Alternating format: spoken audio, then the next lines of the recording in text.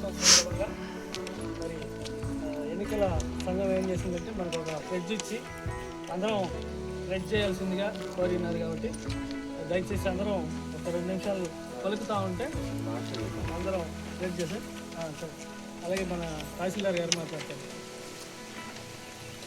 ఇక్కడికి వచ్చినటువంటి అధికారులందరికీ నమస్కారం అండి. మనం యాక్చువల్గా ప్రతి సంవత్సరం జనవరి 20వ తారీఖు ఓటర్ల దినోత్సవంగా జరుపుకుంటాం. మనం ఎప్పటి నుంచి జరుపుకుంటాం అంటే ఓటర్ల దినోత్సవం 2011 జనవరి 25న ఫస్ట్ ఎలక్షన్ ఇది ఓటర్ల దినోత్సవం జరుపుకున్నాం. జనవరి 25 మనం ఎందుకు ఓటర్ల దినోత్సవంగా జరుపుకోవాలి ఐడియా ఉంది ఎవరికన్నా? మనకు ఎలక్షన్ చెప్పండి, ఎవరు చెప్తున్నారు? తెలియదని చెప్తున్నారా? మనకు ఎలక్షన్లు కండక్ట్ చేసేటటువంటి election commission of India ECI వచ్చేసి 1950 జనవరి 25న ఏర్పాటైంది. ఆ జనవరి 25ను ఉంచుకొని 2011 నుంచి 2011 జనవరి 25 నుంచి మనం ఓటర్ దినోత్సవం జరుపుకుంటాం. ఫస్ట్ ఓటర్ దినోత్సవం 2011 జనవరి 25. ప్రజెంట్ ఇప్పుడు వచ్చే జనవరి 25కు 16వ ఓటర్ దినోత్సవం అనమాట. మనం ఏం చేస్తుంటే జనవరి 25 ఆదివారం వచ్చింది కాబట్టి ఆఫీస్లో అన్ని సెలవులు ఉంటాయి కాబట్టి ఈరోజు మనము కండక్ట్ చేస్తాం ఓటర్ దినోత్సవం సందర్భంగా. ఈ ముఖ్య ఉద్దేశం ఏంటంటే ఈ ఓటర్ దినోత్సవాన్ని ఎందుకు మనం కండక్ట్ చేసుకున్నామంటే ఇప్పటికి కూడా మన ఎలక్షన్ జరిగినప్పుడు 60%, 70% మాత్రమే మనము ఓట్లు పోల్ అవుతున్నాయి. మిగతా వాళ్ళకు కూడా అవేర్నెస్ క్రియేట్ చేసి అందరూ మన ఎలక్షన్లో పార్టిసిపేట్ చేయాలనే ఉద్దేశంతో అందరూ మోటివేట్ చేసి ఎలక్షన్ పార్టిసిపేట్ ఉద్దేశంతో మనము ఈ ఓటర్ దినోత్సవం జరుపుకుంటా ఉన్నాం. ఇప్పటికి కూడా మనం 70%, మిగతా 30% ఓటు వేయట్లేదు ఇంకా. ఆ ఉద్దేశంలో అందరూ మోటివేట్ చేసి ఎలక్షన్లో పార్టిసిపేట్ చేసి మనకు మన మంచి నాయకుని ఎన్నుకోవాలనే ఉద్దేశంతో ఈ ఓటర్ దినోత్సవం కండక్ట్ చేసుకుని జరుగుతుంది.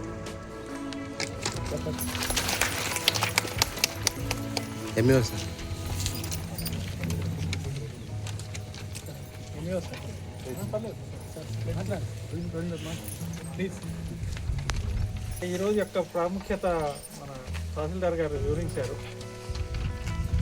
ప్రతి ఒక్కరు కూడా ఓటు హక్కుని వినియోగించుకోవాలనేది దీని యొక్క కాన్సెప్ట్. అంటే ఇందాక సార్ చెప్పిన 70% అంటే ఓటు హక్కు ఉన్న వాళ్ళందరూ కూడా ఆ ఓటు వినియోగించే రోజు ఆ ఓటర్ బూత్కు రాకుండా ఏదో రకరకాల పనులు ఉండడం వల్ల లేకపోతే కొంతమంది ఏం వెళ్దాంలే ఓటు అయిపోతే ఏమవుతుంది అనే ఉద్దేశంతో ఓటు వేయట్లేదు. 100% ఓటింగ్ జరగాలనేది దీని యొక్క కాన్సెప్ట్. అందరికీ అవేర్నెస్ వస్తేనే కదా ఓటు వేస్తే వేయాలి అనేది అంటే విషయం తెలిస్తే ఓటు వేయడానికి వస్తారు. దాని ప్రాముఖ్యత కూడా తెలియాలి. మనం ఎన్నుకునేటువంటి ప్రతినిధిని మంచి వ్యక్తులను ఎన్నుకోవాలంటే అందరూ ఓటు వేయాలి. ఎవరుంటే ఏం లేని కామ్గా ఉండిపోతే ఎవరో ఒకళ్ళు వస్తారు, ఏదో రకరకాలుగా ఉంటుంది. కాబట్టి అలా కాకుండా మంచి వ్యక్తిని ఎన్నుకోవాలంటే ఖచ్చితంగా మన ఓటు హక్కుని అందరం సక్రమంగా వినియోగించుకోవాలి. అది దాని యొక్క ముఖ్య ఉద్దేశము. Thank you. ఈ ఓటర్ల యొక్క ముఖ్య ఉద్దేశం మన ప్రతిజ్ఞలో ఉంది మొత్తం. సో ఒకసారి చేస్తాం, ప్రతిజ్ఞ చేయండి అందరూ. ముందు చాపండి. భారతదేశ పౌరులమైన మేము ప్రజాస్వామ్యంపై విశ్వాసంతో మన దేశ ప్రజాస్వామ్య సాంప్రదాయాలను స్వేచ్ఛాయుత నిష్పక్షపాత ప్రశాంత ఎన్నికల ప్రభావాన్ని నిలబెడతామని మతం, జాతి, కులం, వర్గం, భాష లేదా ఎటువంటి ఒత్తిడిలకు ప్రభావితం కాకుండా ప్రతి ఎన్నికలో నిర్భయంగా ఓటు వేస్తామని ఇందు మూలంగా ప్రతిజ్ఞ చేస్తున్నాము.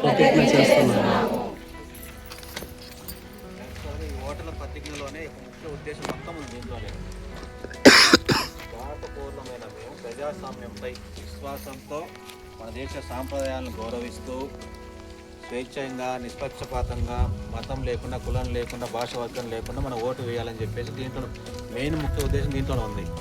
ఇంకా ఎవరైతే 18 సంవత్సరాలు నిండబోతున్నాయో సంవత్సరానికి 4 సార్లు మనము ఓటుకు అప్లై చేసుకోవచ్చు. జనవరి 1, ఏప్రిల్ 1, నెక్స్ట్ వచ్చేసి జూలై 1, అక్టోబర్ 1.